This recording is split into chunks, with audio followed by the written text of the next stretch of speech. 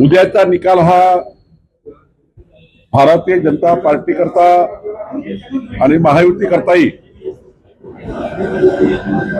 विजयाचा दिवस असणार आहे. भारतीय जनता पक्षाला यापूर्वी कधी मिळालं नाही एवढं यश नगरपालिका निवडणुकीमध्ये भारतीय जनता पक्षाला मिळणार आहे. यापूर्वी ज्या नगरपालिका आमच्याकडे नव्हत्या त्याही नगरपालिका आमच्याकडे येणार आहे आणि जनतेचा कौल हा भारतीय जनता पक्ष आणि महायुतीच्या बाजूने आहे. जेव्हा प्रचारच्या वेळी आम्ही बघितलं तर मतदाराचा कौल सुद्धा भाजपाच्या बाजूने आहे.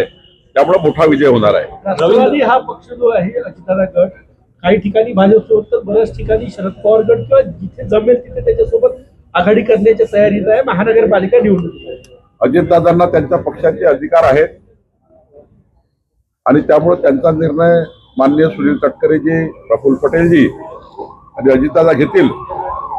मला वाटतं की महायुती आम्ही करतोच आहे, पण ज्या ठिकाणी खूप जास्त कार्यकर्ते आहेत सर्व पक्ष मिळून, त्यामुळे तेवढ्या सीटमध्ये ते पूर्ण होऊ शकत नाही, लढू शकत नाही. अशा वेळी मात्र वेगवेगळा लढण्याचा काही ठिकाणी राष्ट्रवादी, काही ठिकाणी आम्ही तर महायुतीत लढतो आहे, शिवसेना भाजपा. पण ज्या ठिकाणी खूप जास्त संख्या होते आहे त्या ठिकाणी मात्र मित्र मैत्रीपूर्ण लढत होईल आणि त्यामुळं ज्या ठिकाणी मैत्रीपूर्ण लढत होईल त्या ठिकाणी मात्र आम्ही कुठलेही मनभेद होणार नाही असं कुठलंही वक्तव्य आणि निवडणुकीमध्ये असं कुठलंही कार्य आमच्याकडनं होणार नाही. मुंबईमध्ये भाजप 102 जागांवर आणि शिवसेना 48 जागांवर लढेल अशी शक्यता आहे आणि भाजप मोठा भावाच्या भूमिकेत मुंबई महानगरपालिकेत असं बोललं जातं. नाही, आता तिथे 2 दिवसाच्या आतमध्ये आमचे सर्व मुंबईची कोर कमिटी, शिवसेनेची कोर कमिटी बसून याबाबतचा अंतिम निर्णय करणार आहे. रवींद्र चव्हाण यांनी ज्या पद्धतीने सांगितलं महायुती शब्दप्रयोग टाळलेला आहे त्यांनी, त्यामुळे महायुती मुंबई सोडून होईल की नाही या संदर्भात साशंकता आहे. आणि बऱ्याच ठिकाणी अजितदादाच्या पक्षाला बोलावलंही नाही. नागपुरात काल बोलावलं नाही. पहिल्या टप्प्यामध्ये शिवसेना भाजपा आम्ही त्या ठिकाणी एकत्रितपणे आमचे कोर कमिटीचे मेंबर प्रत्येक महानगरपालिकेला बसतायत, चर्चा करतायत. ज्या ठिकाणी खूप जास्त कमी सीट आहे आणि जास्त कार्यकर्ते आहेत त्या ठिकाणी मात्र थोडा किवास आहे. आता काही ठिकाणी अजितदादाला वेगळं, काही ठिकाणी सोबत असं लढावं लागणार आहे. शेवटी निर्णय अजितदादा करणार आहे, त्यामुळं त्यांच्या पक्षामध्ये मी काही बोलणं योग्य नाही. पुण्यात ऑपरेशन लोटस राबवलं जात आहे. अनेक माजी नगरसेवक वगैरे जे आहेत ते पदाधिकारी आज भाजपमध्ये प्रवेश घेणार. आज भारतीय जनता पार्टीमध्ये पुणे, पिंपरी चिंचवड मधील मोठ्या प्रमाणावर कार्यकर्ते भाजपमध्ये येत आहे. त्यांचं मी अभिनंदन करतो. पण हे करताना मला विश्वास आहे की महानगरपालिका पुणे, पिंपरी चिंचवड भारतीय जनता पार्टी आणि महायुतीचाच त्या ठिकाणी महापौर बसेल असा मला विश्वास आहे. चंद्रपूरमध्ये किडनी रॅकेट जे समोर आलं तर त्यामध्ये आणखी 4 ते 5 जणांची किडनी विकल्या गेल्याचं समोर आलेलं आहे. SIT स्थापन झालेली आहे. किती गंभीर पाहता शेतकऱ्यांना कर्जबाजारी होऊन अशा पद्धतीने? नाही, प्रचंड गंभीर बाब आहे. शेतकऱ्यांच्या जीवाशी खेळण्याचा हा प्रकार आहे.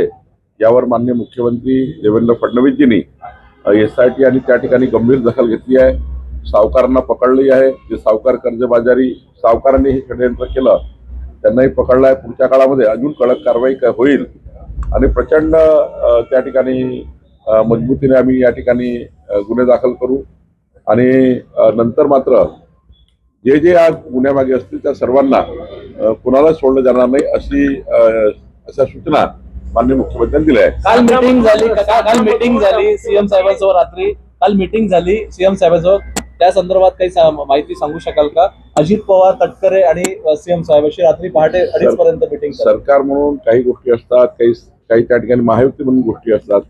त्यामुळे आता मी त्या बैठकीला नव्हतो, त्यामुळं त्या बैठकीत जे उपस्थित होते त्यांनाच त्याबद्दलची माहिती असेल. सामन्यामधून देवेंद्र फडणवीसांच्या मंत्रिमंडळावर टीका करण्यात आली. एकनाथ शिंदे भ्रष्टाचाराच्या पैशातून राजकारण करत असल्याची टीका. सामनामधून आमच्यावर स्तुतीस्तुन्य उधळतील असं काही त्यांच्याकडनं अपेक्षा थोडी आहे. ते तर विरोधात बोलणार आहे. त्यांचं कामच आहे विरोधी पक्षाचं. त्यामुळे सामना हा काही आता त्यांचं मुखपत्र आहे.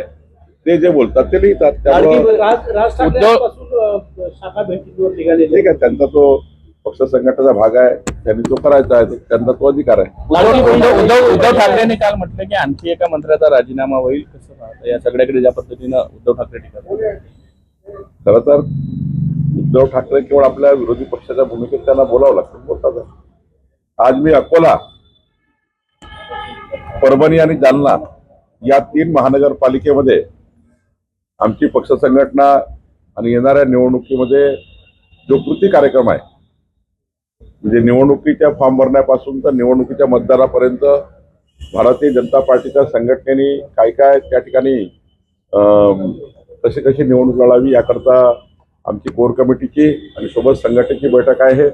या बैठकीमध्ये आम्ही निवडणूक लढण्याची रचना करणार आहोत. पुण्यामध्ये रवींद्र धनगेकर यांच्या नेतृत्वात बैठक होती आहे. भाजपवर युती नको असं त्यांचं मत आहे. एकंदरीत 2 गट जे आहेत ते शिंदे सेनेच्या पुण्यात पडले. शेवटी एकनाथ शिंदे साहेबांनी निर्णय करायचे आणि एकनाथ शिंदे साहेबांनी निर्णय करताना हे सांगितलं की भाजपा शिवसेना युती लढेल. लाडकी बहीणचे पैसे 14 जानेवारी पूर्वी मिळणार आहे. केवायसी ला मुदतवाढ देण्यात आलेली आहे.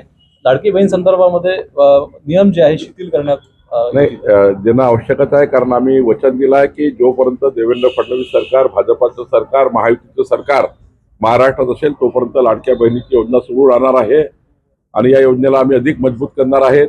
वेगवेगळ्या केंद्राच्या राज्याच्या योजनेला याला जोडणार आहे. त्यामुळे लाडक्या बहिणीची योजना अधिक मजबूत करून या योजनेला प्रचंड त्या ठिकाणी चांगल्या पद्धतीने आम्ही राबवणार आहे. त्यामुळे सरकार ने काही नियम शिथिल केले हैं.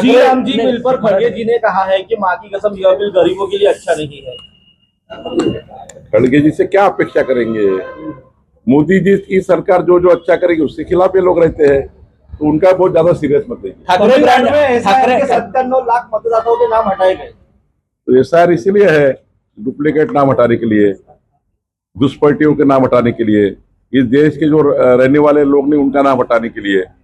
देखिए, हमारी मतदार यादियों को दुरुस्त करना, उसका 2 नाम 3 नाम 4 नाम है उसको दुरुस्त करना ये काम है चुनाव आयोग का. चुनाव आयोग काम कर रहा है, तो जो गलत है उसको तो निकालेंगे. महानगरपालिका निवडणुकीसाठी भाजपची तयारी जोरात सुरू आहे. कुठले मुद्दे घेऊन तुम्ही मतदारांपुढे जातायत काय सांगा?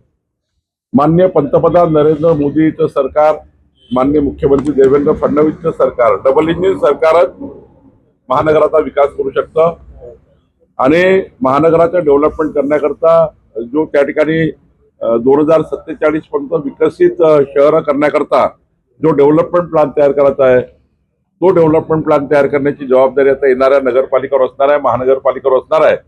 त्यामुळं डबल इंजिन सरकार आणि खालचं महानगरपालिकेचा महायुतीचा महापौर असं तिघही मिळून विकासाचा संकल्प आम्ही केला आहे. मला विश्वास आहे की आमचं जे भारतीय जनता पार्टी महायुतीचे महापौर निवडून आल्यावर देवेंद्रजीच्या सरकारकडनं आम्ही चांगल्या पद्धतीने डेव्हलपमेंट करू, विकसित शहरं करण्यासाठी सर्व प्रकारच्या योजना आम्ही करू. ठाकरे ब्रँड संदर्भामध्ये एक पाहिलं आपण दोन्ही भाऊ एकत्र येतील असं सांगितलं जात आहे आणि मुंबईमध्ये मुस्लिम मत जे आहेत त्याच्यावरती लक्ष द्यायचं आहे. त्यांना काय करायचं ते करू द्या, आम्ही 51% मतं घेऊन जिंकू.